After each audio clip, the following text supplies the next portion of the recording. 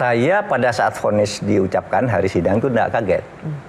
Karena saya sudah mendengar sebelumnya, Hartoyo sudah berhasil digarap, jangan berharap gitu. Maksudnya digarap itu apa, Prof? Artinya tidak ikut rombongannya Arief dan Saldi. Sehingga saya tidak kaget, tapi sehari sebelumnya saya masih percaya Hartoyo di situ, meskipun mungkin kalah, entah bagaimana, kan feeling. Ya. Saya kan tadi otak dan feeling berbeda. Ya. Saya sudah dengar sebelum berangkat sidang, sehingga saya berbisik pada Magdir Ismail, Mas Magdir, kita kalah nih.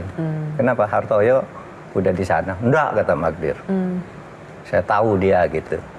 Itu sebelum sidang loh, saya bilang sama Magdir Ismail. Yang benar saya akhirnya. Ya. Itulah pernyataan Mahfud MD ketika diwawancarai oleh wartawan televisi, dan Mahfud MD menuduh Hakim Soehartoyo sudah digarap, maka 01 dan 03 ditolak gugatannya di Mahkamah Konstitusi.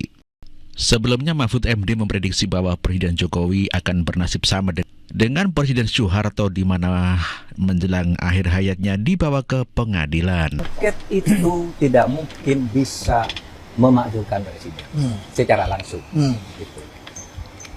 Nah, tetapi apakah angket itu bisa mengakibatkan langkah atau tindakan hukum pidana? Bisa.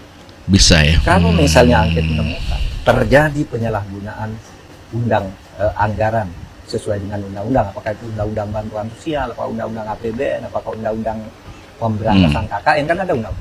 Kalau terbukti ada itu, bisa nggak makzulkan presiden? Tidak bisa kalau presidennya sudah berhenti. Sudah berhenti. Karena pemakzulan itu kan hukum tata negara. Ya, berhentikan. Buat apa memberhentikan orang yang sudah berhenti? Gitu, Pak. Lalu pidananya ada, Pak. Pidananya masih bisa dikejar, Pak. Dan itu terjadi di berbagai kasus di berbagai negara, Pak. Pak Harto sendiri kan sudah selesai, sudah mengundurkan diri, pidananya kan ke pengadilan. Iya kan, Pak? Itulah keinginan Mahfud MD yang tetap mengejar Presiden Jokowi walaupun toh waktunya tidak selesai, karena Presiden Jokowi akan berakhir pada 22 Oktober dan hak angket tentang pemakzulan Pak Jokowi tidak akan sampai karena waktunya sampai bertahun-tahun ya. Namun demikian Mahfud MD mengatakan bila hak angket merekomendasikan pelanggaran pidana atau pelanggaran hukum, pelanggaran undang-undang, maka Presiden tidak akan lepas dari pidananya. Mahfud. Petisi 100 juga mengatakan bahwa pemakzulan Presiden Jokowi adalah inisiatif Menko Polhukam. Nah, ini dicatat ya. Inisiatif Menko Polhukam. Kehadiran forum tadi kami konfirmasi murni adalah inisiatif Menko Polhukam bertemu dengan kami dan kami membicarakan hal-hal yang umum saja. Tapi sempat ada impeachment tadi dipertanyakan. Ya, ada teman-teman dari petisi 100 menyampaikan kepada Pak Mahfud solusi tepat untuk mencegah kecurangan itu adalah memakzulkan Pak Jokowi dalam kapasitas sebagai presiden. Karena pendapat publik mengatakan kecurangan atau dugaan kecurangan telah dilakukan oleh keterlibatan pengaruh presiden di lingkaran kekuasaan dengan keluarga inti. Itulah juru bicara petisi 100 yang mengatakan bahwa Mahfud MD berinisiatif untuk pemakzulan Jokowi dan petisi 100 dan pemakzulan itu kan sudah didengar orang, mereka udah nyampaikan ke berbagai. Urgensinya apa Pak Iya, Mahfud urgensinya menerima apa? mereka ini yang mau memakzulkan Jokowi presiden? Urgensinya apa? Bapak kan sudah tahu itu urusan parpol sama DPR. Terus ngapain diterima, dan Bapak sendiri yang nemuin. Cukup aja staf khusus atau stafnya Bapak, oh ini nggak bisa, ini DPR dan parpol, gitu aja. Urgensinya apa? Mereka tuh mau memakzulkan presiden dan Bapak itu pembantu presiden gitu loh. Gimana Pak? Tolong. itulah kenapa masyarakat juga curiga ada andil besar di kubu Mahfud MD tentang pemakzulan ini. Ya, seperti Pak Mahfud ini banyak yang mengatakan kalau Pak Mahfud adalah Sengkuni, ya menjadi boneka PDIP. Ya, Mahfud MD menganjurkan dilaksanakannya hak angket dan berakhir dengan pemakzulan Jokowi. Ya, kelihatannya Pak Mahfud itu sangat dendam atas kekalahannya itu, dan ya masyarakat otomatis ya menertawakan Kalau Prof Mahfud. sendiri yakin ada kecurangan nggak kira-kira? Sangat amat yakin. Walah. Angkat jemuran. jemuran. Pak Mahfud lupa dengan kata-kata Bapak tahun lalu. Iya. Setiap yang menang pasti dikatakan curang. Curang ya, betul begitu. Yang kalah ya kayak gitu, mencari kesalahan. Kalian itu belum pantas memimpin negara Republik tercinta ini. Makanya kalian itu belum bisa dipilih. Tuh, kalian cuma 16%. Yang 01 berapa persen? Di TPS kami buat Pak Ganjar itu 4 suara. Tahu?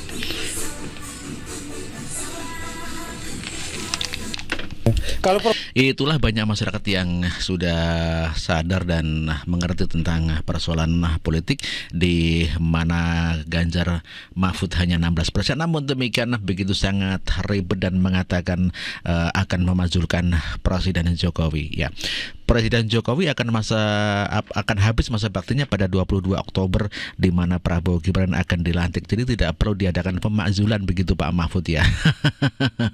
Dan menurut petisi 100 bahwa ide pemakzulan Pak Jokowi ada di Menko Polhukam. Parah Mahfud. Mahfud MD dalam rangka akan memakzulkan Pak Jokowi mendapatkan tanggapan daripada warga masyarakat. Masya Allah, kalian ini bernafsu banget untuk menjatuhkan Bapak Jokowi. Betul bah, betul. Ya ampun. Bahkan seorang Mahfud MD saja bisa jadi ikut-ikutan memberi nasihat. Parah Pak ya. Saya yang dari dulu mengagumi Bapak Mahfud MD, cuma gara-gara Pilpres ini luntur. Betul. Kehormatan hilang. Pak Mahfud MD, Bapak kan cawapres, belum tentu juga jadi. Jangan mau mengorbankan kehormatan Bapak. Ikut-ikutan PDIP yang lagi sakit hati. Jangan ikut-ikutan Bapak. Menang juga belum tentu. Betul Pak, betul. Ya, buat apa ikut-ikutan? Ini kan 0103 lagi kebakaran jenggot, bakal kalah. Iya, betul Bang. Dan mereka berpikir dengan memasulkan Jokowi terus mereka bisa menang dengan Prabowo Gibran. Belum tentu. Ngimpi kali. Nggak bahas. Itulah warga masyarakat yang mengatakan bahwa niat PDIP untuk pemakzulan Jokowi ngimpi saja. Bukan terjadi kenyataan. Parah Mahfud MD ikut-ikutan PDIP yang selalu gagal dalam strateginya. Pemakzulan yang digagas oleh Mahfud MD mendapat tanggapan dari Hasan Nasbi. Jadi beberapa hari yang lalu Profesor Mahfud MD, Menko Polhukam, sekaligus cawapres dari pasangan Ganjar Mahfud, itu menerima petisi 100. Petisi 100 ini berisi orang-orang yang mengaku tokoh mereka. Itu tapi sebagian besar itu pendukungnya Anies Baswedan ya. Iya. Ya, ada Rahmat Sarita, ada Marwan Batubara, ada Jenderal Soeharto dan segala macam.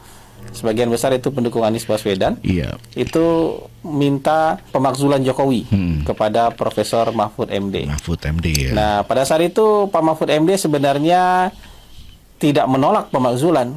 Dia cuma bilang silakan, pemakzulan itu susah, sulit ya. Syaratnya begini-begini, normatif lah. Tapi kalau melihat bahasa yang disampaikan oleh Prof Mahfud tidak menolak ide pemakzulan. Mungkin dalam hati dia mendukung ide pemakzulan karena hasil survei akhir-akhir ini ya makin lama makin susah buat Prof Mahfud yang berpasangan dengan Mas Ganjar. Tiba-tiba tadi malam saya melihat sebuah tayangan diskusi ya, ada seorang profesor ya, akademisi, dosen yang sangat terhormat, sekaligus juga konsultan politik, mengusulkan hal yang sama. Dia mengusulkan pemakzulan Pak Jokowi dan pemilu lebih baik kalau nggak ada Pak Jokowi katanya. Kenapa sampai Prof Mahfud mau menerima di kantornya itu orang-orang yang ingin memakzulkan Pak Jokowi. Meskipun Pak Mahfud bilang itu sulit, tapi menerima aja itu berarti dia menyetujui ide pemakzulan.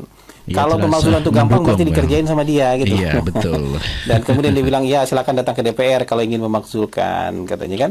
Itu berarti dia tidak menolak ide Tidak pemakzulan. melarang, ya. Dia mendukung ide pemakzulan, cuman dia bilang sulit.